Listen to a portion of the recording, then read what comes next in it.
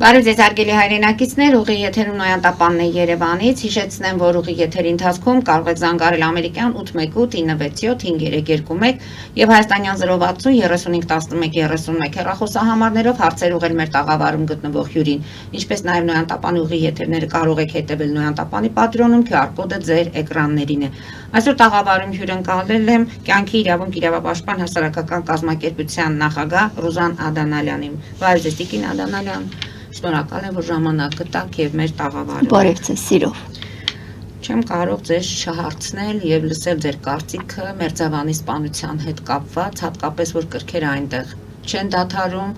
Լուրերից մենք իմացանք, որ նույնիսկ սպանված համայնքապետ Վալոդիա Գրիգորյանի գործով կալանավորված Նարեկ Օհանյանի եղբոր Գրիգոր Օհանյանի գերեզմանակարն են կոտրել։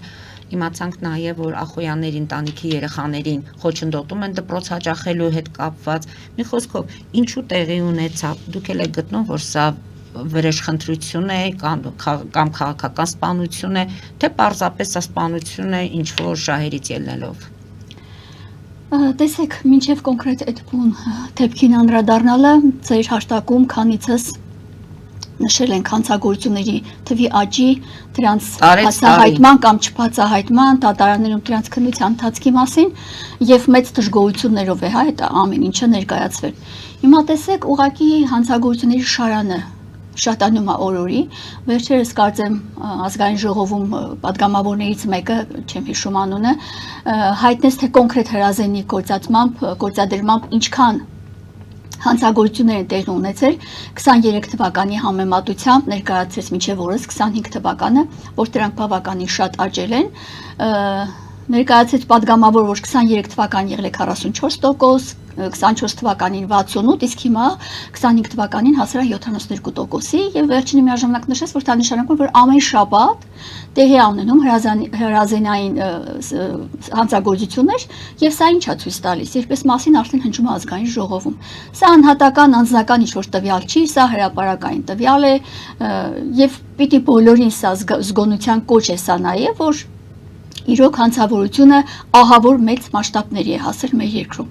Հիմա հերթական այս դեպքը, որը գրանցվել է, ամենաթարմ դեպքերից է, չնայած դրան զուգահեռելի այլ դեպքեր տեղի ունեցան եւ շան հետ կապված եւ ինչ-որ փոխադարձ հայոյանքների հետ կապված տանակահարությունների, այո, ամեն օր մենք լսում ենք այդ մասին, ամեն օր, չկա մի օր, որ մենք նման դեպքի հանցանքի մասին տեղեկություն չիմանանք։ Անչափահասների մասնակցությամբ Այո, նաև դա այն հետևանքն է, որ նախկինում եւս ամիսներ առաջ էլի անչափահասների սպանությունների մասին տեղեկություններ իմացանք։ Հիմա ըստ իս այդ դեպքի հետ կապված իմ դիրքորոշումը, իմ կարծիքը հետևյալն է, որ նախ ես չեմ մեղադրի որևէ մեկին կամ արտարացնի որևէ մեկին, զուտ իմ գնահատականը այս քրեատին իրավիճակների վերաբերյալ, որ փառաքարում տեղի ունեցածը ըստ իս բեմականացված վենդետա է։ Ինչու բեմականացված։ Իսկ ասեմ հիմա ինչու է բեմականացված, որովհետև քանի որ այստեղ ակնհայտորեն կան քաղաքական տարրեր, ակնհայտորեն, եւ դա ունեցել է իր նախապատմությունը, իսկ նախապատմության թեման դարձյալ եղել է քաղաքական ընտրությունների հետ կապված։ Հետևաբար հիմա նորից մենք հայտնվել ենք նախընտրական որոշակի ժամանակահատվածում եւ ինչի է կրկերը հենց հիմա փոփոխվել։ Փետրվարին տեղի ունեցած սպանությունից հետո անցել է մոտ 7 ամիս եւ կարծում եմ, որ եթե ինչ-որ մեկը ցանկանար այս հարցը լուծել ինչ-որ վրեժխնդրության, հողի վրա, կարծում եմ այս 7 ամիսները եւս բաց չթողնի։ Սակայն ըստ իմ գնահատման, ես կարծում եմ, որ այստեղ ինչ-ինչ անձանց շահեր համընկել են, այսինքն կարող է համընկնել սպանված, այսինքն Նարեկ Օհանյանի սպանված եղբոր հետ կապված, բնականաբար ցանկացած հարազատ, ցանկացած բարեկամ իր մտերիմի մահվան հետ կապված դեպքը կուզենա, որ ստանա օբյեկտիվ քննություն եւ ստանա արժանի պատիժ։ Բայց քանի որ նույն Նարեկ Օհանյանը եղբոր սպանությունից անմիջապես հետո հրապարակային ելույթներ կար իր կողմից, խնդրել էր։ Ընդ որում հայկական ժամանակում տեղադրվել են այդ տեսանյութերը։ Իշխանական մամուլում տեղադրված էր նաեւ, խնդրել էր վարչապետից, իրավապահ համակարգի առաջին դեմքերից, որպեսզի իրականացնեին օբյեկտիվ պատշաճ քննություն եւ պատժեին իր եղբորը սպանողներին։ Սակայն մինչև օրս ըստ տեղեկությունների չկա վերջնական պատիժ նախատեսված, չի իրականացվել, դա դերևս չի գտել իր հանգուցալուծումը, Բնականաբար կարող էր լինել նաև այսպիսի իրավիճակ, բայց ես շեշտում եմ, սա քաղաքական հողի վրա իրականացված հանցավոր արարք է, որը իր մեջ կարող էր ուղղակի հենց այնպես արհեստականորեն բեմականացվել վենդետա եւ հաշվեհարդար լինել զուտ քաղաքական խնդիրների լուծման համար։ Եթե տվյալ անձը ընդդիմադիր է, կոնկրետ Փարաքարի համայնքապետ Վալոդիա Գրիգորյանը ընդդիմադիր ղեկավար է եղել եւ գիտեք ընտրությունները ինչպիսի իրավիճակում անցկացվեց եւ նա բացարձակ հաղթանակ էր կրել, իսկ այսօր իշխանական թևը բնականաբար չի հանդուրժում եւ կարծում եմ նաեւ քաղաքական խանդով է լցված այս ամեն ինչի նկատմամբ եւ կարող են յուրաքանչյուր համայնքի, յուրաքանչյուր շրջանի, յուրաքանչյուր մարզի հաղթանակը բացասական հետևանքներ թողնել առաջիկա ընտրությունների վրա եւ ինչ-ինչ տեղեր քանդվեն օղակները, որոնք կարող էին ավելի շատ օգուտ տալ հայ իշխանությանը վերընտրվելու համար, այսօր այդ երևույթները կարող է խիստ զայրացնել եւ որոշակի քայլերի մղել իշխանական թևին։ Հիմա այստեղ բացառել քաղաքական մոտիվը ես կարծում եմ միամտություն կլինի։ Եվ նայելով դրվագներին, ես կուզենամ նաև վկայակոչել դրվագները դեպքի եւ ըստ կրիմինալիստիկայի գրականության, եթե հետազոտած լինեն մարդիկ, պատվիրված սպանություններ ունեն իրենց առանձնահատկությունները, ես ինքս տարիներ շարունակ մոտ 11 տարի հետազոտել եմ դրանք, եւ պատվիրված սպանությունները ունեն մոտավորապես այսպիսի տեսք։ Հիմա դրվագներին անդրադառնանք ըստ տեսանյութի, որտեղ տեղի է ունեցել Վալոդիա Գրիգորյանի ոստիկանության ծառայակցի սպանությունը եւ մեկ անձ վիրավորվել է, այսինքն այս տեսանյութից կարող ենք հանգել հետեւությունների, որ հանցավորը նախ դարանակալել է, հա, այս անձանց, եւ նախապես շատ լավ պատրաստվել է այս գործողությանը։ Բացի դրանից շատ լավ տիրապետում է հրազենի գործածմանը, շատ լավ է տիրապետում եւ շատ դիպուկ, այնց կներեք, այս Փարիզի համար շատ լավ ստրելոկ է, շատ լավ մաղել է, կրակահեր թափացել, ասենց ասեմ, ու հանցավորը հասել է իր նպատակին։ Բացի դրանից, վերջինը հոգ է տարել նաեւ դեպքի վայրը լքելու գործողություններին, որքանով տեղեկացված եք մամուլին, որ մեքենա է սպասել հեռվում, ասել է կրակիկ եւ այլն եւ այլն։ Այսինքն այս ամեն ինչը, երբ պատվիրված է լինում սպանությունը, բոլոր ատրիբուտները պետք է նախատեսված լինեն եւ ամեն ինչին պետք է պատրաստ լինեն։ Բացի դրանից ինչի համար եմ ասում նաեւ բեմականացված վենդետա է, որովհետեւ նույն տեսանյութի համաձայն վերջում ոնց որ թե այդ հրազենի կոթով նորից հարվածներ է հասցնում, հա, Վալոդիա Գրիգորյանին, իբր ստուգելու համար, թե իրոք վերջնականապես մահացել է թե ոչ, բայց սա, այս արարքը, այս նորից խփելը եւս հուշում է, որ վենդետա է բեմականացված, այսինքն վրիժարու է, արյան վրեժ է լուծում, եւ այս գործողությունը ցույց է տալիս, որ մարդը հոգեպես դեռևս բավարարված չի զգում իրեն եւ փորձում է եւս այլ գործողությամբ վնասել, հա, այլ գործողությամբ ցույց տալ մահացած լինելու հանգամանքը ստուգել։ Եվ այս դրվագները խորը մտահոգություն առաջացրեցին իմ մեջ, որովհետև ըստ էության հասկանում ես, որ ստեղ մենակ վենդետա չի։ Բացի դրանից ինձ մոտ կասկածներ առաջացրեցին նաև այն հանգամանքը, որ ինչ որ տարայի մեջ էր արդեն դեպքի վայրի զննություն էր եղել, արդեն այն օրն էր, որ Նարեկ Օհանյանին ձերբակալել էին ոնց որ շատ արագ ամեն ինչ ստացվեց։ Այո, հետո տեղ շարված այդ ոստիկանների բաների թիժքից, sense եթե հոգեբանորեն մի քիչ ուշադիր նայեք իրանց գործողություններին, ես չտեսա, որ այդտեղ ինչ-որ օպերատիվ իրականացվող այդ մթնոլորտը ես չզգացի։ Այսինքն շարված, խելոք, կարծես թե այդպես էլ պետքա լիներ, եկել էին հատուկ պլանավորած ձևով, որ այդպիսի ընթացքեր պիտի ունենար դեպքից հետո ընկած գործողությունները, ես ոստիկանների, քննիչների գործողություններից առանձնապես չզգացի, որ իրենք եկել էին ինչ-որ դեպքի վար եւ ինչ-որ բացահայտում էր եղել, ինչ-որ բան էր, շատ շարքային մակարդակ էր։ Հանցագործության դեպքի վայրի զննության, բացահայտման, անձին ձերբակալելու հետ կապված որևէ առանձնահատկություն չտեսա, որոնք սովորաբար արտահայտվում են այլ դեպքերով, այլ անակնկալ բացահայտումներով, այլ գործողություններով։ Հիմա տեսեք, այդ տարայի մեջ հայտնաբերված իրեղեն ապացույցները, կարծում եմ արդեն ճանաչվել են իրեղեն ապացույցներ, քննչական կոմիտեի նախագահ Արթուր Պողոսյանը, ես նրան մեր գործերից ելնելով պիտի ասեմ, որ ակնհայտ, բացահայտ օրինախախտ անձնավորություն է եւ նա չի համապատասխանում այդ պաշտոնական դիրքին, որը որ հիմա նա զբաղեցնում է, հայտնել էր մամուլով, որ հայտնաբերել են այդ ձեռնոցները, թիմակները, չգիտեմ ինչերը, կոշիկ Հանրային հեռուստաընկերության հենց մեկի եթերում, այո, ճիշտ է, մոռացել էի ամեն ինչի մասին մանրամասն հայտնեց, հիմա տեսեք ինչ ծիծաղելի զավեշտալի իրավիճակ է, այսինքն հանցավորը այդ իրերը, որոնք համարվում են, հանցագործության ժամանակ կրած, օգտագործված ինչ-որ եղեն ապացույցներ, ուրեմն այնքան միամիտ պիտի լիներ այդ հանցագործը, որ տաներ կիսավառած գցեր ինչ-որ տարայի մեջ, որ հետագայում կային այդ նկարագրածս իրավապահ մարմնի անձինք, ներկայացուցիչները, կային այս խելոք բացեին այդ տարայի միջից առնեին գնային, որ հանցագործը նա իսպառ ոչնչացնելու էր այդ բոլոր առարկաները, որոնք կարող էին բացահայտել հանցագործության հետքերը, ոչնչացնելու էր, տաներոր եսոմու շպրտեր, բայց ոչ թե տուն բերել։ Այն բակում, այն անձի կողմից, ով որ կասկածվում է հիմա, այդ անձի կողմից այս մի հատ տարայի մեջ վառեր ու չնայեր, լավ, վառել էր այդտեղ պայմանականորեն ընդունեք, բայց չէր նայում վառավ, պրծավ թե չվառավ։ Ես սրա այդ զուգահեռ, ճիշտն ասած, մտաբերեցի Ազատ գյուղի 15 զինվորների այդ հրդեհը, մտածում եմ, թե Եղիշե Հակոբյանին կանչեիք, մի սուրճի բաժակ բենզին տար, պատկերացեք մի սուրճի բաժակ բենզինով վառեց մի ամբողջ զինանոց, մի ամբողջ 15 հոգանոց զորամաս ու ամեն բան ավարտվեց դրանով։ Հիմա հանցագործության հետքեր իրենց վրա կրող առարկաներ են։ Ինչպես կարող է այդ կերպ վերաբերվել հանցավորը։ Դա աբսուրդ է։ Այսինքն, այդ վառելու process-ը տենց մարավ գնաց։ Սա անհավանականության թիվ 1 խնդիրն է։ Սա մեկ, այսինքն ես կարծում եմ, որ նույնիսկ այս հանցագործության բացահայտման էլեմենտ որպես նախատեսված է եղել, այս ամեն ինչը ծրագրավորած է եղել, այդտեղ մի երկու բան տանեն գցեն, որ հետո կան փորեն, իբր խուզարկություն են անում, իբր դեպքի վայրի զննություն են անում եւ այլն, կան հայտնաբերեն, ասեն, հոպեսի լավ եղավ, մենք գտանք հանցագործության հետքերը։ Սա ուղղակի ծիծաղելի է, սենց բաներով ես չգիտեմ ու կարան խաբեն ոնց կարող են հասարակության մեջ ինչ-որ էմոցիաներ առաջացնեն, բացահայտման ինչ-որ արհեստական ձև տան իրենց, սա իրոք աբսուրդի ժանրից է, սա մեկ։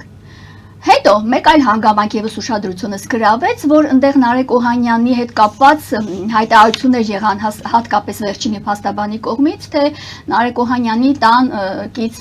բաները տեսանկարահանող սարքերը չեն ուզել, քանի որ այդ սարքերը որ ուզեին, երևար որ Նարեկ Օհանյանը գտնվել է տանը։ Ես համաձայն եմ դրա հետ, որ վերցնելու դեպքում այո, կարող է իրենց ձեռնտու ապացույց չլինի, քանի որ դա ցույց է տալիս, որ Նարեկ Օհանյանը գտնվել է տանը որպես արտարացնող ինչ-որ ապացույց, Բայց ես չեմ պատկերացնում դրան զուգահեռ, որ եթե մարդը, ես ինչպես ասացի, որևէ մեկին չեմ մեղադրում, զուտ դրվագներն ու հանգամանքները իմ պատկերացմամբ վերլուծում եմ։ Եթե որևէ մեկը մասնակցություն ունի տվյալ հանցագործությանը, աջակցել է, օժանդակել է, դրդել է, կազմակերպել է եւ այլն,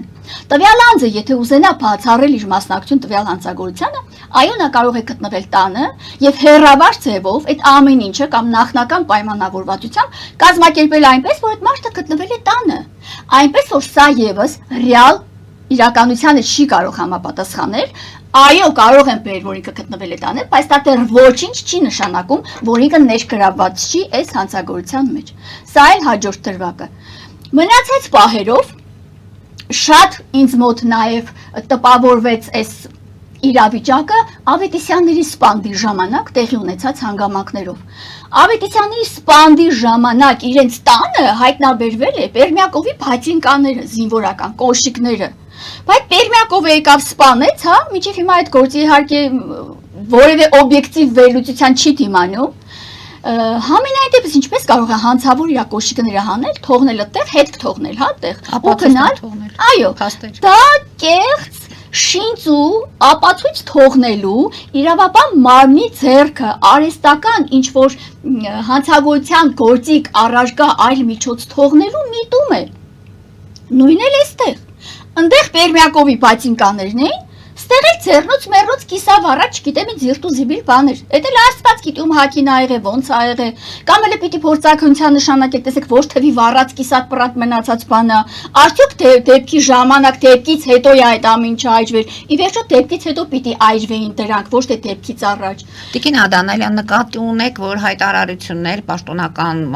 մարդկանց կողմից չպետք է լինեին այս դեպքի հետ կապված։ Տեսեք, դեպքի հետ կապված արդեն նշեցի Արտուշ Պողոսյանի հայտարարությունը, այո, շտապել են, որպեսզի նախապես արդեն ստվերեն այդ գործը, նախապես արդեն ուղղորդել են գործի նախաքննությանը, այդ թվում նաև ինչի մենակ Արտուշ Պողոսյանը, վարչապետի բանը վարկածը եւս, որ ինքն էլ է ենթադրում, որ լկտի հարձակում է եղել, եւ վենդետա է, հա, իր վարկածով սա եւս վենդետա է։ Հիմա վարչապետը նույն կերպ իր վարկածը առաջադրեց նաև 15 զինվորների հրդեհի դեպքով, թե Եղիշե Հակոբյանը, կապիտանը մի սուրճի բաժակով ուզեցել է վառարանը կպցնի, զինվորները տաքանան, բայց ահա տեսեք հրդեհ բռնվել, զինվորներն էլ այդ հրդեհից sense հաճույքով մեռել են, հաճույքով քնել են իրանց համար, հավեսով քնան ու տենց վառան գնացին հեչ վրեկը խաբար չեղան։ Սա այն ծիծաղելի, այն շինծու, այն ձևական, այն կոծկված հանցագործությունների ժանրից, հա, որոնց մենք ամեն օր գրեթե ականատեսն ենք լինում, մենք ամեն օր տեսնում ենք հանցավոր քննիչի ձեռագիրը, հսկող հանցագործ դատախազի ձեռագիրը, երկրի դատախազի ձեռագիրն ենք մենք տեսնում, այստեղ ամեն ինչ ակնհայտ է, այդ ով է հիմար։ Կարող է սովորական շարքային մարդիկ, ովքեր ապրում իրենց հոգսով ու չեն փախվել այս համակարգի հետ, Աստված տա չփախվեն այս իրավական, այս կոռումպացված արդեն երիցս պախարակված այս համակարգի հետ, որտեղ թիվ 1 պաշտոնյաները խայտարակել են իրենց կերպարները, դա Աստված չփախվեն, բայց այն անձինք, ովքեր փախվել են, ովքեր շփում ունեն համակարգի հետ, ովքեր շփում են դատարաններում գործերի փողոքների քննության, այս մարդիկ ինչքան հիմար պիտի լինեն, որ նստեն ակաժները կախ, լսեն այս ամեն ինչը ու ասեն հա, ճիշտ է, այսինքն այս ամեն ինչը տանում է նրան նկարագրածս դրվագները, ոչ սրանք չեն համապատասխանում դեպքի իրական շարժառիթին, որովհետև այո, այստեղ արկա է այլ հանգամանք։ Իմ սուբյեկտիվ գնահատմամբ սա պատվիրված սպանություն է։ Ես կարծում եմ, որ այստեղ Վալոդյա Գրիգորյանի սպանությունը տեղի է ունեցել պատվերով։ Հիմա այս պատվերի ընթացքում ով ա եղել անձամբ պատվիրատուն, եթե անձամբ պատվիրատուն երևելի մեկն է, բնականաբար այս հանցագործությունը այսպես էլ չլելու են, եսի ինչ են անելու։ Հիմա Նարեկ Օհանյանի եղբորը սպանող անձը վերջերս մամուլում տեղեկացա մայրն էր խոսում ներկապահին, որ մեղադրվում է սպանության գործով, մայրն էլ համաձայն չէր այդ վարկածների հետ։ Այո, մայրը շեշտում էր, որ տեղ եղել են այլ զենգզինամթերք, այլ փամփուշտներ, այլ զենքից կրակված փամփուշտներ, այլ անձիկ են եղել, տեսանյութ էր վկայակոչում, որ մարդկանց էր ասում, հետո ասում էր անունները չեմ տա, ես ցավում եմ, որ անունները չեն տալիս, թե բնականաբար տեսենց ինչ որ մեկ ամեն մարդ փորձ իր հեշտով ինչ որ բան կոծկեր, իրականությունը այսպես էլ մնալու է։ Ինչևէ, չկա նաև կոնկրետ այդ անձի կողմից սպանած լինելու հանգամանքը, բնականաբար չկա արտար օբյեկտիվ քննություն։ Այսինքն ստեղ մատը խառն է այնպիսի մարդկանց, ովքեր չեն ուզում ի հայտ գալ, սակայն իրենց թե քաղաքական, թե անձնական, թե մնացած շահերի բախում ա եղել ստեղ եւ խնդրեմ ընթացքում սպանվեց եւս մեկ երիտասարդ տղամարդ, ընտանիքի շատ լավ հայր եւ շատ լավ ղեկավար համայնքի, որի հետևից բոլորը լացում էին, բոլորը միաբերան կովեստի խոսքեր են ասում եւ տեսեք թե ինչի առաջ կանգնեցինք։ Ես նաեւ քաղաքական խմորումները այսօրվա օրինակ Գյումրի ընտրությունների հետ կապված քաղաքական խմորումների մասին խոսենք գովազդային դադարից հետո։ Հարգելի հայրենակիցներ, այժմ գովազդային դադար մեր եթերում, որից հետո կվերադառնանք տաղավար եւ կշարունակենք։ Հետևեք խնդրեմ։ Ֆելիչե ժամանակակից ատամնաբուժական կլինիկա։ Այստեղ հարմարավետությունն ու խնամքն առաջնային են։ Այստեղ կիրառվում են ատամնաբուժական ամենաժամանակակից տեխնոլոգիաներ, ճշգրիտ ախտորոշում, արդյունավետ բուժում, նուրբ փորձառություն եւ անհատական մոտեցում։ Սկսած սովորական մանրուքներից մինչև առաջադեմ ընթացակարգեր, այստեղ դուք գտնվում եք բարձր որակավորում ունեցող եւ փորձառու ատամնաբուժական մասնագետների ձեռքերում։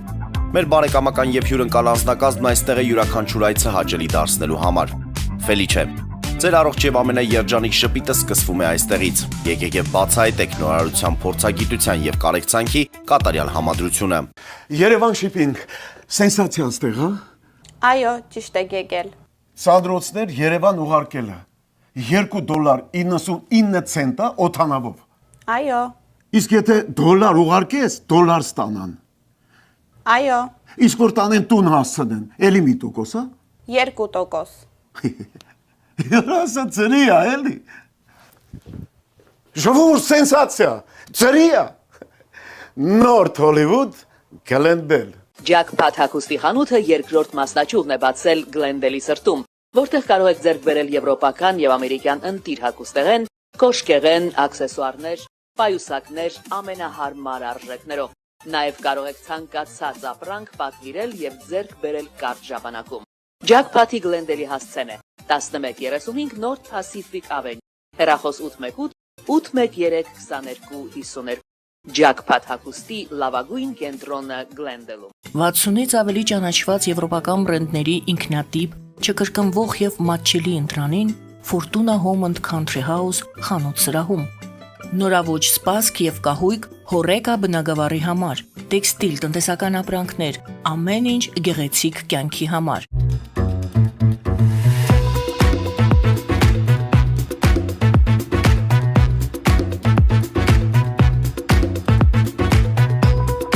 Արարատ ռեստորան, ընտանեկան եւ ընկերական ժամանցի լավագույն հասցե, սիրված արտիստներ, հյուրընկալ մթնոլորտ, հարուստ ճաշացան, անմահական խորտիկներ։ Արարատ ռեստորան, հասցեն անփոփոխ, սիրով սպասում ենք ձեզ։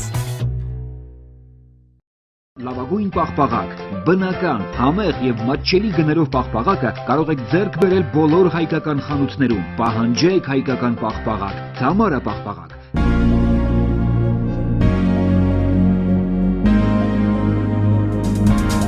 Տպագրեք ձեր գիրքը Նոյան տապան տպագրատանը, ինչպես նաև թերթեր, ամսագրեր, բուկլետներ եւ այլն։ Հասցեն քաղաք Երևան, Իսահակյան 28 առաջին հարկ։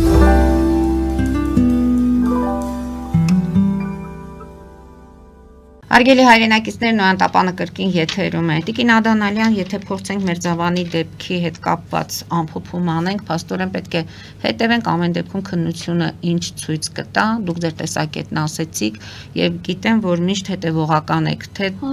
15 զինվորների գործի եւ դատավարության ընթացքի հետ կապված, կարծում եմ սա էլ ձեր ուշադրության կենտրոնում կպահեք, Պեմզաշենի մասին էլ ենք մենք խոսել։ Այո,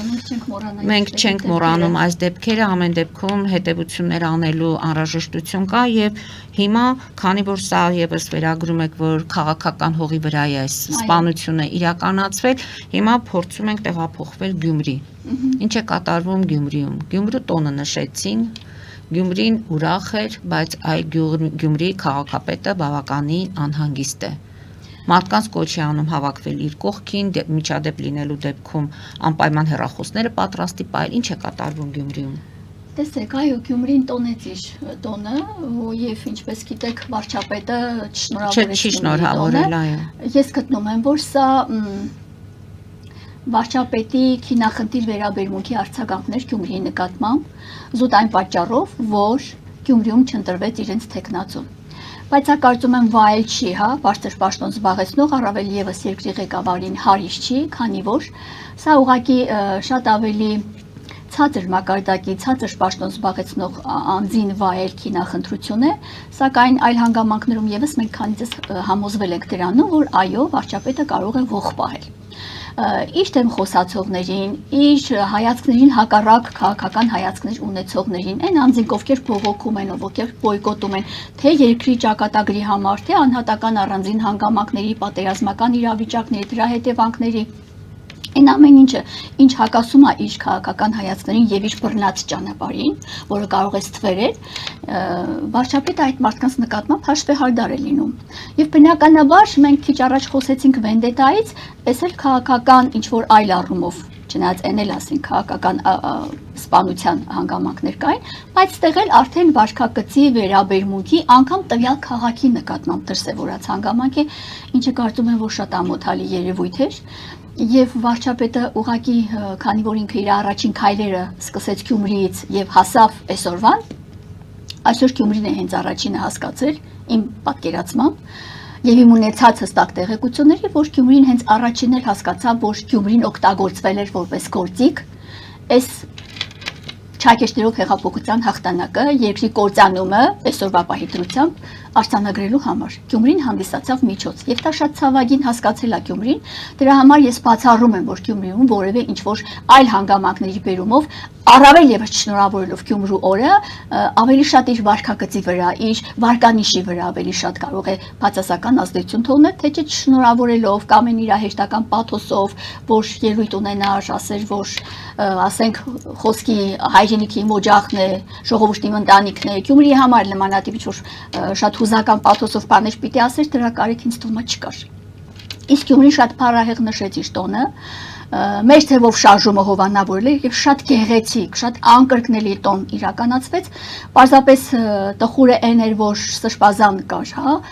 կալանքի տակ շատ տխուր ու ցավագին պատմություն է եւ ժողովուրդը ինչ որտեղ ներքին կոտրված հոգեբանական վիճակ ուներ եւ այո քաղաքապետը իր կոչերով, իր հրապարակային ելույթներով, նաեւ առանձին մամուլով հայտնում է, որ ինքը խորը կասկածներ ունի եւս, որ փառաքարում տեղի ունեցածը քաղաքական բնույթ ունի եւ այո, ինչու՞ չէ, նաեւ մտավախություն ունի, որ կարող է նմանատիպ, ինչպես Փաշինյանն է ասում, լկտի զինված հարցակում չի բացառվում նաև Գյումրիում եւ այս մարտուն կարող են ներքաշել ինչ-ինչ պատմությունների մեջ, կարող են հրահրել ինչ-որ հանգամանքներ, կարող են օգտագործել տարբեր առիթներ, որովհետեւ ես տեսնում եմ, որ ատամները սրած ընկած են Գյումրու քաղաքապետի հետևից, որովհետեւ ելի եմ կրկնում իրենց ձեռնտու չի, քանի որ տվյալ անձի հայացքները չի համապատասխանում իրենց հայացքներին։ Եվ այո մեծ վտանգ կա, տեղին է մտավախությունը, որ իրենց տեխնազուն չի անցել նաև Գյումրիում, որտեղ այս երկու տեղերը չեն անցել, բնականաբար էլի է եղել կասկածներ, էլի կային հիմքեր, որ ընկած են քաղաքապետի հետևից չեն մարսում, սա մաղձա ինչ որտեղ պիտի իրանք դուրս տան, եւ հիմա փառաքարում տեղի ունեցածը այո մտահոգության տեղի կա տալիս, որ չի բացառվում, որ նույնը կրկնվի նաև Գյումրիում, չի բացառվում։ Փաստերի հիմքով, ոչ թե երևակայական ինչ-որ բանով, զուտ փաստերի հիմքով, այո չի բացառվում։ Նկատի ունեք, հետո չենք ասելու, կարող էինք կանխել կամ ինչու չկանխեցինք։ Տեսեք, հիմա քաղաքապետը ինքը հրապարակային ասում է,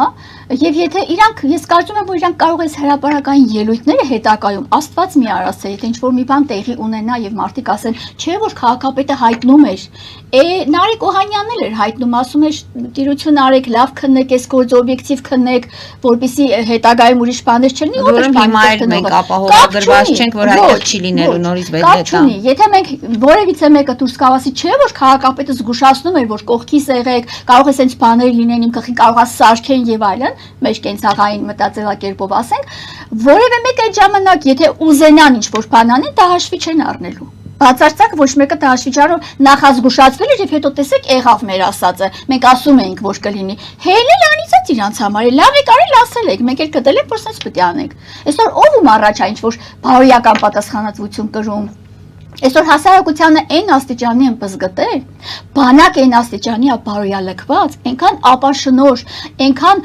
ազգաթավ, հայրենաթավ քաղաքականություն է վարվում, որ այսօր հենց իրենց պետք է իրենք հասել են իրենց նպատակին, բզգտված այս հասարակությունը, մարդիկ մոլորված են, գիտակից խավը ամեն օր աշտանում է, մտածում է, տեսնում է, ինչ պետք է լսի այսօր, ում հանդեպ ինչ է իրականացվել, մյուս խավով բանից տեղյա չի իր համար կուչ եկած իր կյանքով է ապրում ու երկիրն էլ սենց ձեռքից գնում է։ Ինչի մասին է խոսքը։ Իրանց հենց սա էլ պետք է, իրանց դեմ գործող պաշտոնատար անձանց իրանք վտարում են համակարգից եւ բացահայտ վարչապետն ասել է, որ ազգային ժողովի Վարդան Ղուկասյանին վտարելու, դուրս շպրտելու ժամանակն է։ Ես ուզում եմ հասկանալ դուրս շպրտելը ուր է շպրտելու։ Որտեղից է շպրտելու ԿԳԲ-ի պատվալներ, որ հարկից է շպրտելու, չգիտեմ ուր է կանչելու Վարդան Ղուկասյանին, թե ինքնամտնելու քաղաքապետարան դուրս շպրտի, թե իր հրեշտակ պահապան ոստիկանության աշխատակիցները պիտի դուրս շպրտեն։ Արդեն ներվերս կերել եք, հա, հիմա տեսեք ինքը տեսեք ասում է, այո, ազգային ժողովում իր իրաթեմ հարցերը տրվում ու չի կարողանում դրանց տակից դուրս գալ ի վերջո, ասում է ներվերս կերակ, sense մուննաթով, չգիտեմ ինչով, ձևերով, գնացեք, ներվերս կերակ, գնացեք վեր ընկեք տեղերը, ձեր աթոռները փողաժի, եսիմ ինչ արժի, բա դու տենց չես կարողանում քեզ տիրապետես։ Որում հեղափոխության կոչել է, չէ՞։ Այո, եւ կոչ անում, ասում է համաձայն չեք, հեղափոխությունը հրահրում է հիմա։ Հիմա ինքը ասում է, այս ժողովրդին ոնց որ բանի գցի, էլի, էշխի գցի, ասել եք հեղափոխություն արել։ Ասում է։ Հա, հեղափոխություն արել, որ ինքը սաղին տանի լսի ԱԱՑ-ի պատվալները, բայց քեզ որ հեղափոխություն արեցիր, Նիկոլ, քեզ ոչ ոք ԱԱՑ-ի պատվալները չգցես, որովհետեւ դա ծրագրած հեղափոխություն էր։ Հիմա քո համաձայնությունը չկա, որ դու իշխանությունը հանձնես, բայց այն ժամանակ համաձայնվող կար։ Եվ ես վստահ եմ, որ այդ համաձայնվողը Սերժ Սարգսյանն էր։ Հիմա մենք անդրադարձ ենք կատարում այս պաշտոններ զբաղեցրած անձը, մենք շատ լավ գիտենք, որ նախկին ղեկավարները եւս մի երևելի բան չեն արել եւ ամենքը իր անդառնալի հետևանքներն ա թողել այս երկրի կառավարման գործունեության վրա, բայց հիմա այդ ամեն ինչից զատ, որ հետ վերադառնանք ավելի թարմ ժամանակահատված 18 թվականը, բայց Սերժ Սարգսյան ասում էր ես սխալ եմ, Նիկոլը ճիշտ է։ Հիմա ՀՀԿ-ն շատ ակտիվացել է, անես տարօրինակ է Սերժն էլ ակտիվացել։ Այդ ինչի եք ակտիվացել։ Սերժի հայտնի սիամական երկվորյակների մասին գիտեք անունները չեմ դա բոլորը գիտեն, դրանց ավելացրած նաև այլանդիկ։ Այս ինչի եք ակտիվացել, իմպիչմենտ եք հայտարարում, անվստահություն եք հայտարարում, չգիտեմ ինչի կամ շատ կասկածելի քողարկված վարկակից կա ստեղ, եւ ես սա իմ կարծիքն է, եւ ես պիտի ասեմ, որ Սերժ դու ասեցիր, որ Նիկոլը ճիշտ է, ես սխալ։ Դրանով ամեն բան վերջացած է։ Այդ ինչի էր Նիկոլը ճիշտ ու սխալ։ Դու որովհետեւ գցել էիր բոտերիդ արդեն, որովհետեւ դու արդեն քո այն բոլոր խոշոր խաղացողների հետ քո հաշիվները մաքրել էիր։ Դու պիտի արդեն հայտնվել էիր փակուղու առաջ։ Եվ քեզ քո հետ եղել էր արդեն նախնական պայմանավորվածություն, որ պիտի դու քեզ սխալ հանես, Նիկոլին ճիշտ։ Ասում ես ցունք ցվանքի մեջ եմ, ես իմ ինչի մեջ եմ, հալու քեֆս սենցա, բայց ո՞նց եղավ։ Դու այդքան հզոր Սերժ Սարգսյան, դու այդքան ուժեղ շախմատիստ, բակու քայլերը չէիր պատկերացում, բերեցիր ժողովրդին դայակ արեցիր Նիկոլին ու լավ գիտեիր, որ այս գործընթացն է ծավալվելու։ Հիմա տեսեք Նիկոլը մի հատ մի քիչ խառնվեն, շշկլվեն, մի քիչ ընդդիմություն խաղան, ինքը ասում է բնի մեջ խեղդեք դրանց։ Բայց Սերժ Սարգսյան դու չէիր կարող բնի մեջ խեղդել։ Քո ԱԱՑ-ն տեղյակ չէր, որ երկրի ներսում նման խմորումներ են տեղի ունենում։ Քո ԱԱՑ-ն տեղյակ չէր, որ սրանք գնում էին ինչ-որ դասընթացների նախապատրաստվում էին, թմթմփ հույի դասերն էին անցնելու։ Բա տեղյակ չէր, որ sense բաներ էին կազմակերպել, որ գնաց Գյումրիից ու եկավ այդտեղ տենց մեծացավ այդ փոքրիկ ծնակում կունդը ներողություն։ Դու չէիր տեսնում, որ տենց բաներ ա շարժվում երկրի ներսում։ Դու տենց միամիտ խելոք բան մարդ էիր, հա։ Անհնար բան է։ Սա Սերժն արել։ Սերժը իշխանությունը փոխեց, հանձնեց Նիկոլին։ Հիմա եկել է ժամանակը, ես ասում եմ մեր հասարակությունը իմանա։ Սերժի զոմբիները, իմ համար Սերժի զոմբիները գոյություն ունեն։ Եթե սենց ակտիվացել են, սա ինչ որ մի բան է նշանակում։ Եվ ուզում են հիմա հետ վերադարձնել Սերժին։ Այդ պրիոմ սդաչու մոմենտն է։ Հանձնման ընդունման ակտի կայացման պահն է։ Եվ ես ասեմ, որ ես որքանով հասկացել եմ, Նիկոլը համաձայն է մենակ, եթե պիտի իշխանությունը հետ տա, ապա բացառապես Սերժին է հետ տալու։ Ես այդ կարծիքն ունեմ։ Ինչ խոսք, նոր սերնդափոխության անհրաժեշտություն կա, նոր դեմքերի, նոր լավ գրագետ գիտակից հայրենասեր մարդու կարիք կա, բայց եթե դուք սենց դրել եք այս երկիրը ու իրար մեջ եք սենց բաժինանում, իրար տալիս ու առնում, ակնհայտ է, որ եկել է Սերժի ժամանակը։ Ով այս ժողովրդին բանի տեղ տուն, բա Սերժ Սարգսյանն էր Նիկոլի պես ասում, Գյումրիում, հենց Գյումրիում, հարցազրույցներից մեկի ժամանակ ասում էր, խփել եմ ու պետք է խփեմ։ Ասենց աչքերը փախած, բերանը չգիտեմ ինչ եղավ, չորացած, գիտեք, արդեն պատկերացնում եք ինչի հետևակ կարա լինի։ Բա խփել էիր ու պետք է խփեիր, ասում էր վարչապետ չեմ ուզում դառնամ, երրորդ անգամ չեմ ուզում ընտրվեմ։ Հիմա ՀՀԿ-ն իր հոգեվարքն ապրել է։ ՀՀԿ-ն արդեն իր սև գործն արել է։ Դուք ո՞նց եք հելել նորից էլի խաղեր եք տալիս, այդ ինչ երես ունեք։ Բա ասեցիք, հա, մենք որ լավ ղեկավար լինենք, մեր երկիր այսօրը չէր ընկնի։ Մենք ընդունում ենք մեր մեղքը։ Հիմա ինչ եք ուզում հետ գաք։ Մարդիկ պատկերացեք Նիկոլի այս ծայրաստիճան, այս աննկարագրելի, աննախադեպ ղեկավարման, վատ ղեկավարման ֆոնին սարսափում են, որ Սերժը հետ կա։ Դուք պատերազմի ժամանակ։ Այո, նույնիսկ պատերազմի ժամանակ։ Հիմա հելել են սրանք, չգիտեմ, իմպիչմենտի տակ քողարկված ինչ որ բաներ են անում, չգիտեմ ինչ ան։ Եթե ուզում եք, որ Նիկոլը հեռանա, նախ պիտի Սերժը հեռանա։ Սերժը չի հեռացել։ Սերժը հականիկոլական Նիկոլն է։ Միքայել Աջապահյանն էլ էր, չէ՞, կարծես նման հայտարարություն արեց եւ հիմա դրա համար հայտնվեց ճաղերի հետևում։ Դրա համար այդ խեղճ մարդը ինչ արի, անմեղ մարդուն տարան դատեցին, այդ դատավորն էլ ինչ էր, Արմինե Մելիքսեթյան։ Անգամ Աջապահյանի ազգանունը Աջապանյան էր ասում։ 100 անգամ լսել եմ իր այդ դատականից այդ վերջի մասը։ Աջապահյան բառը չէր կարում ասել։ Անմեղսունակ դեմքով բոլորը նայելով տիպը ինքը չի։ Ինքը տեղ ոչ մի բան է, ուղղակի նստած է, պատմուճանում նստած մի հատ կին։ Այդից անտարբեր դեմքով սարս նստած է հելավ փախավ գնաց։ Բա դա անելու բան է, այսինքն եթե դատական համակարգը ծախված է, Նիկոլն ասել որ բոլորը պետք է իր արածը անեն, ինչի որ Սերժի վախտը ելած թափած էր, բայց է բացահայտ ասում։ Հիմա ասում է կալանավորեք Աջապահյանին, կալանավորել են։ Վաղը կասի սրան սպանեք, սպանելու են։ Պայմանականորեն եմ ասում։ Վաղը կասի սրանից խանգարմալը դրան տարեք ԱԱԾ-ի պատվալը գցեք, տանելու են գցելու։ Սա եղավ ղեկավարում, հա, բոլորը այս ամեն ինչը գիտեն։ Հիմա հարցերն է, որ մեթոդներ են փնտրում Նիկոլից ազատվելու համար։ Ձև են փնտրում, որ ազատվեն, չէ՞։ Ասում են եկեք հիմա հենց անենք Սերժ ու Նիկոլը նորից իրար հետո առաջ անեն այս իշխանությունը, իրար հանձնեն։ Այսինքն հիմա Սերժը ըստ իս ցանկանում է ապացուցի, որ ինքը այն ժամանակ որ ասել է Նիկոլը ճիշտ է, ես սխալ, հիմա սխալ է ասել ժամանակ։ Հիմա է ճիշտ ասելու է ոչ Նիկոլը սխալ էր, ես եմ ճիշտ։ Այն ժամանակ ցուկ ծվանքի մեջ եմ եղել, լավ չեմ ջոգել ինչ ա եղել։ Այս իրավիճակն է ծիծաղելի անգամ։ Ընդդիմություն գոյություն չունի, լուծարված ընդդիմություն է։ Երբ էր այսքանի ժամանակ հուլիս ամսին էր ազգային ժողովում ոնց իրար ծեծեցին։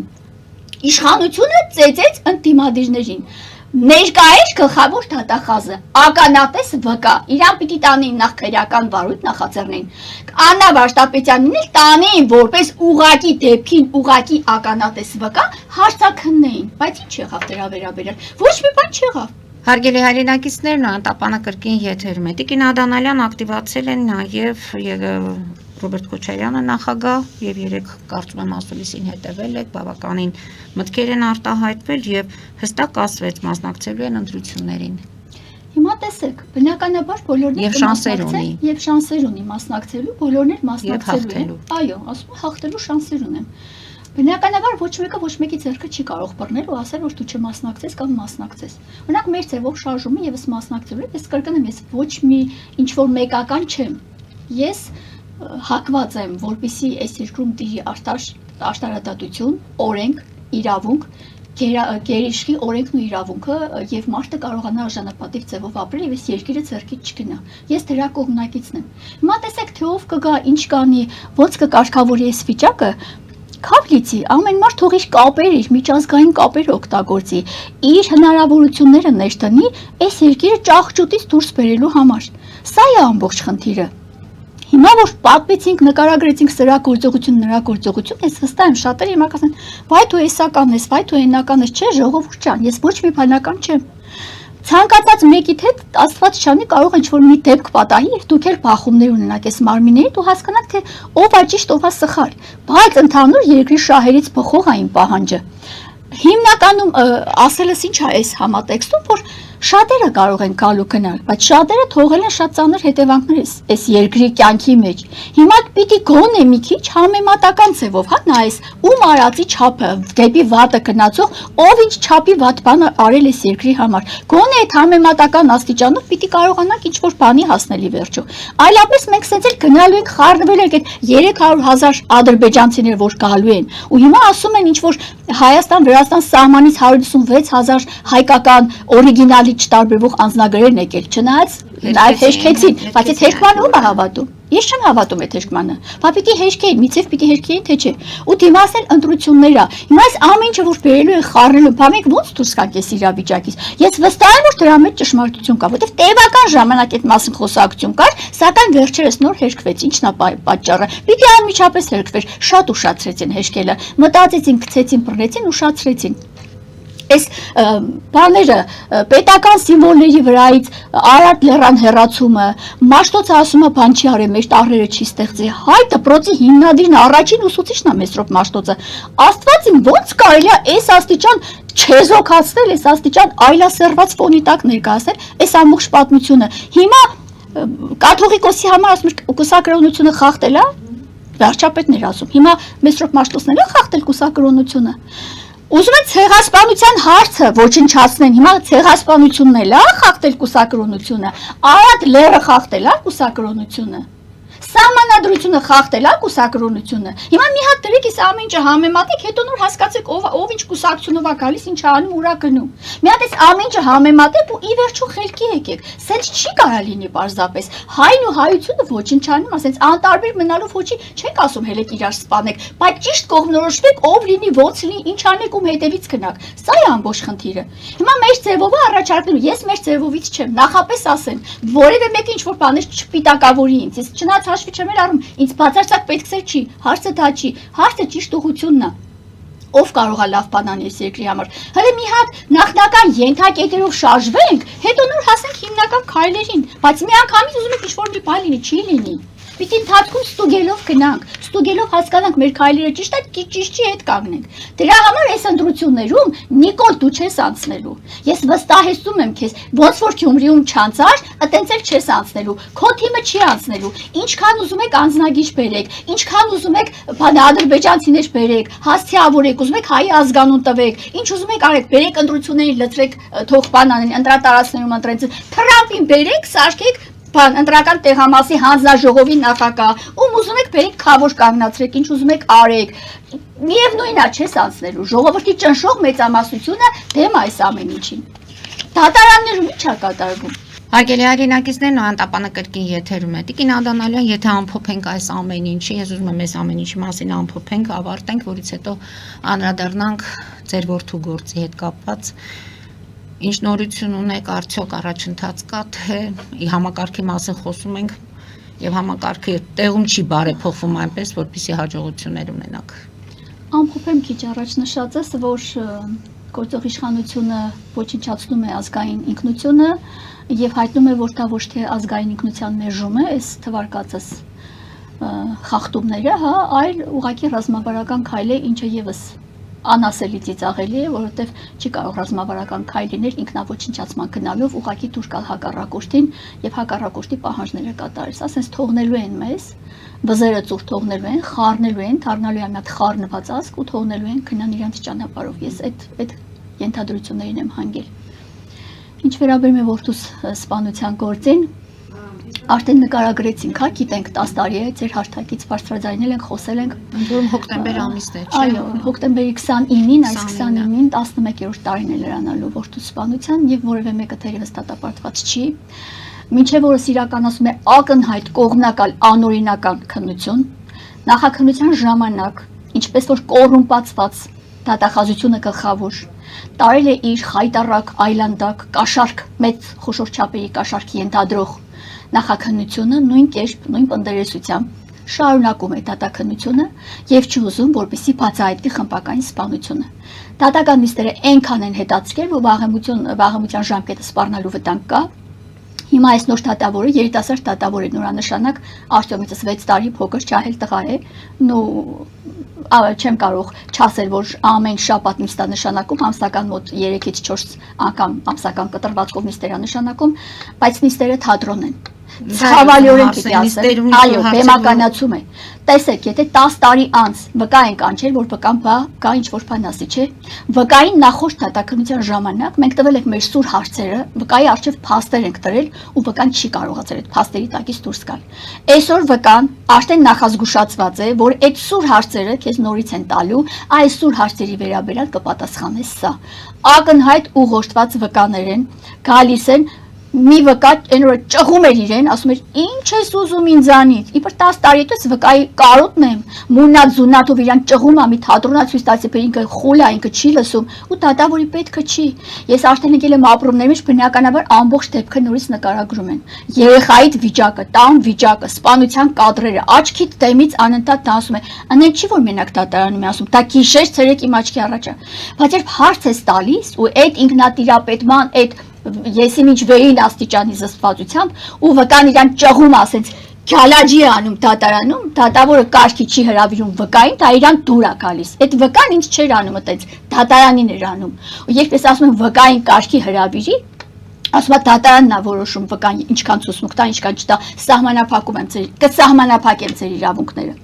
Կամ վկային հարցերս տալիս շատ տխուր բաներ են արձանագրում, դերևս հավաքվում են դրանք, որոնք ինքնապատասխանի հիմք են հանդիսանալու մոտ ժամանակներից, վկայի տեղը դատավորն է պատասխանում։ 3 դեպք արձանագրվել է, ու երբ ես վկային ասում եմ քո պատասխանն է ճիշտ է դատավորի, ասում է դատավորի արձանագրվել է փաստը։ Դուք sense բան պատկերացնում եք, այսինքն ձևական նիստեր են, սպառում են իմ կյանքի օրերը, ժամանակը, աշտարակ դատականության մասին խոսք լինել անգամ չի կարող, ասում եմ, սա թատրոն է, դատարանի սլաքավարը մեղադրյալի պաշտպանն է, չհակեշներով սլաքավար,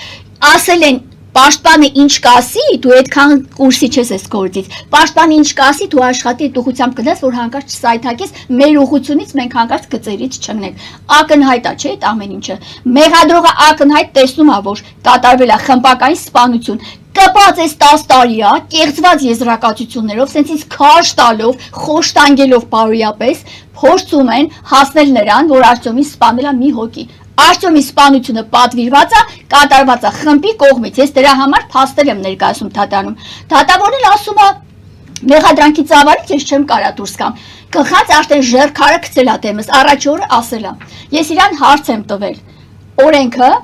Օրենքը թույլ է տալիս, այո, առաջադրված մեղադրանքի փաստական հանգամանքներից դատարանը չի կարող դուրս գալ, բայց դատարանը դրանով սահմանափակված է, բայց կաշկանդված չէ իր իրավական քննադատականով եւ մինչեւ առանձին սենյակ գնալը, վերդիկտ կայացնելը, մեղադրողը կարող է միջնորդել, տանել մեղադրանքը փոխել եւ հետ բերել։ Այսինքն ակնհայտ է, որ արկա են նոր հանգամանքներ, նաեւ բացի նրանից, որ նախորդները դերևս կան հեղեղված է գործը, Այն օրը վկան ցուցմունք տվեց այլ հանգամանքների, այլ անձի մասնակցության վերաբերյալ, ոչ դատարանը հաշտվեց իրան, ոչ էլ մեղադրողը հաշտվեց։ Այսինքն չեն ուզում, որ բացահայտվի։ Ավելին դատավորն ասում է, եթե դուք հասնեք այնպիսի շեմի, որ կարողանաք հաստատել, որ իրականացվող կատարված սպանությունը խմբի կազմում է ներկապահին ամբաստանյալը, մեղադրյալը, այդ ժամանակ մենք կնայենք, հա, որը որ անցա, բայց չի թողնում ես հասնեմ այդ շեմին։ Չի թողնում, որ բացահայտվի։ Բերանուս փակում է։ Իմ տված հարցադրումների վերաբերյալ դուք տեսնեք ժամերով ինչ դոտացիա է կարտում, ժամերով ոնց է ինձ ուղում։ Ես իմ լեզվամտածողությամբ, իմ համար կարևոր հարցը վկային տալիս եմ, որպեսզի դրան հաջորդի մեկ այլ հարց եւ վկան հայտնվի այնպիսի իրավիճակում, որ երկու հարցերի միջև հայտնվի վկան։ Վկայի հարցաքննությունը պիտի ունենա այս դրամաբանական ավարտը։ Գոյություն ունի մարտավարություն, ես եմ ընտրում իմ մարտավարությունը։ Ես պիտի վկային հարցերով հասցնեմ այնտեղ, որ ստանամ որոշակի դրամաբանական պատկեր։ Այո, կա ուղղակի հարցաքննություն, կա խաչացև հարցաքննություն, յուրաքանչյուր վկա ունի իր առանձնահատկությունները եւ գործին մասնակից եղած եւ իր մարդկային առանձնահատկությունները այդ ամեն ինչը հաշվի առնելով հարցաքննությունն իրականացվում է ու քաջատեղյակ լինելով գործի հանգամանքներից դատավորը անդադ ընդհատում է ինձ տիպը ինքը փորձում է ասի որ դուք այս ձևի հարցը տվեք այն ձևի հարցը քո ինչ գործն է ես իմ հարցը ոնց կուզեմ կտամ չեմ ուզում անընդհատ մեջ ընկնել չեմ ուզում անընդհատ լարվածություն ստեղծել չեմ ուզում անընդհատ որ կոնֆլիկտային վիճակ ստեղծել բայց ես տեսնում եմ որ դատավորը կողմնակալ է ես տեսնում եմ որ դատավորը վիզա դրել որ խմբակայինը չբացահայտվի բայց սա եղավ դատարան սա թատրոն է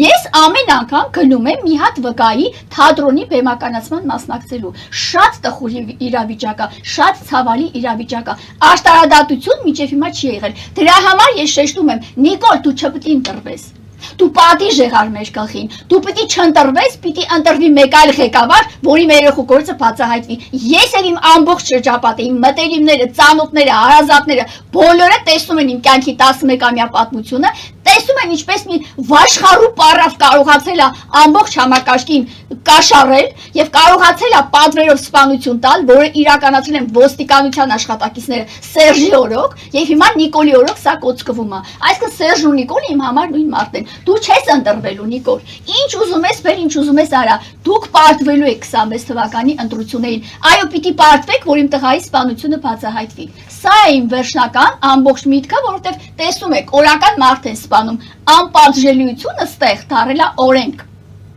Ստեղ մենակ գլխավոր դատախազը, որ զբաղված է քաղաքական պատվերներ կատարելով, ամբողջ ոստիկանական համակարգը լծված է քաղաքական պատվերներ կատարելով, այս մարդկանց բարձր վճարում են պաշտպանվում են, որ կատարեն քաղաքական պատվերը։ Սրանք մեր հետ գործ չունեցող մարդիկ են։ Հիմա մյուս դատավորները, հսկող դատախազները, քննիչները գերին ինչ կուզի մուտք գիշեր։ Տիկին Ադամյան, երբ է լինելու հաջորդ նիստը, մենք 1 րոպե Հոկտեմբերի ժամանակ 15-ին է հաջորդ նիստը լինելու, դերևս վկաների հարցակրթությամբ փուլում ենք եւ ես ամեն քննարույց ես գիտեմ, որ դատավորը պիտի ընդհատում է, խանգարում է, ինձ արձանագրվել են փաստերը։ Ես ասել եմ, որ դու խանգարում ես, չես թողնում, որ վկան պատասխանի այդ հարցին։ Անգամ ասել եմ արձանագրենք, որ դատավորը պատասխանեց վկայի փոխարեն։ Այս իրավիճակն է։ Ինձ մեկ տպավորություն է ստեղծվում ինձ մոտ, որ իր վերդիկտը պատրաստ է։ Մնացել է այն նախորդ դատավորի կայացած վճռի նման վճռալիներու տակը փոխելու է կնիքն ու ստորագրությունը։ Ծիծաղելի դատաքննություն է, եւ սա առանձնապես ծանր հանցագործության դատաքննություն է։ Էլ ինչ եք զարմանում, որ մարդն է սպան, բա պետք է սպանեն, մարդը սպանին։ Դատախազությունը գլխավոր դատախազ Աննա Վարդապետյանը չհակեշներով փայփայում է մարդասպանին։ Բա այսօր կսպանեն, վաղներ կսպանեն։ Սպասենք նորությունների ձեր կողմից։ Սպասենք։ Հարգելի հայրենակիցներ, այսօր այսքանով ավարտում ենք, հետևեք զարգացումներին, մնացեք խաղաղությամբ։